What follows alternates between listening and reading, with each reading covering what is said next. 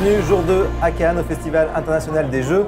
On accueille ce matin Guillaume et Colline pour Entremonde, une nouvelle maison d'édition qui s'est montée il y a quelques mois et qui a commencé par un très beau succès que je vais vous montrer ici. Il y a la réédition de Night qui avait été éditée chez un précédent éditeur. Les éditions Origins, oui. Les éditions Origins, et qui a vu une nouvelle mouture couleur en financement participatif. Comment s'est passée cette transition ou même la création de Night et de la maison d'édition? Il y a un lien entre tout ça? Alors en fait oui, à l'origine, donc Guillaume a créé Entremonde d'édition il y a quelques années. Il y a 1 an et demi à peu près, mais j'étais en auto-édition et c'était pour un précédent projet. Et voilà. C'est vrai que Origins a fermé et donc on se connaissait déjà. Exactement, nous on se connaît depuis pas mal d'années, on s'est rencontrés en convention de jeux de rôle à Caen en fait, et on s'est liés d'amitié. Donc nous on était normands, on était de la Haute-Normandie originellement, et Guillaume on était à Caen parce qu'on a fait nos études à Caen, on s'est rencontrés, on a eu l'occasion de se voir, on se connaissait, on a fait des jeux pas mal ensemble. Et en fait nous avec Night, la première édition à Origins a fermé, donc on s'est retrouvé avec le projet sur les mains. On s'est posé la question, est-ce qu'on passe par un autre éditeur? On avait déjà évoqué avant l'envie de créer notre propre maison d'édition, mais... Tu dis nous parce qu'en fait... Avec Simon, voilà. Tu évoques aussi Simon, tout à fait, on travaille tous les deux ensemble sur nos projets. Et en fait, on avait déjà évoqué l'idée de se faire une maison d'édition, mais on n'avait pas passé le pas, on n'avait pas osé. Et oui, c'est un grand pas en avant. Hein. Exactement. Et donc là, avec Guillaume, on s'est dit que c'était vraiment l'occasion d'essayer de faire quelque chose de bien, tous les trois. Voilà, on s'est jeté dans l'aventure. Vous êtes jeté dans le financement participatif? Alors d'abord sur une précommande pour la V1.5.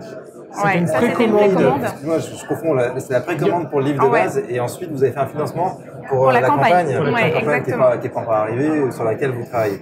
Tout à fait, d'abord la précommande, et déjà la précommande a très bien marché. Oui, la précommande a très bien marché, parce que c'est vrai que le livre de base avait déjà eu un beau succès chez Origins.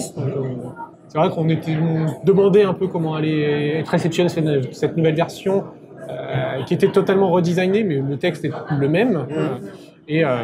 Encore une fois, le public a été là et on le remercie encore. Ouais, c'est l'occasion. Et donc le financement derrière, la campagne est financée, j'imagine que vous êtes au taquet pour produire tout ça. On est à fond. Voilà. C'est prévu pour quand? Vous avez une idée? Décembre. Pour décembre, d'accord. Et donc, question fatidique, c'est quoi la suite? Quels sont vos projets du coup? Là, avec la campagne, on clôture Night. D'accord.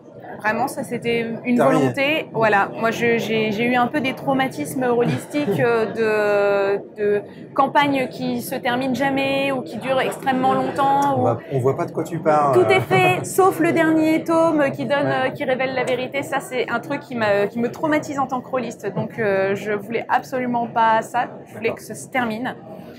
Et après, on va passer sur d'autres projets. Guillaume a ses projets, on a nos projets. On veut aussi éditer des projets extérieurs. Et vous pouvez en parler déjà? Alors donc Night va se clore, mais par contre l'univers restera. Il sera livré aux joueurs en état, mais c'est juste qu'on fera plus de publication nous-mêmes. Et puis les autres projets, c'est le premier projet que j'avais commencé quand j'ai créé Entremonde, là quand j'étais tout seul, mais qu'on va reprendre.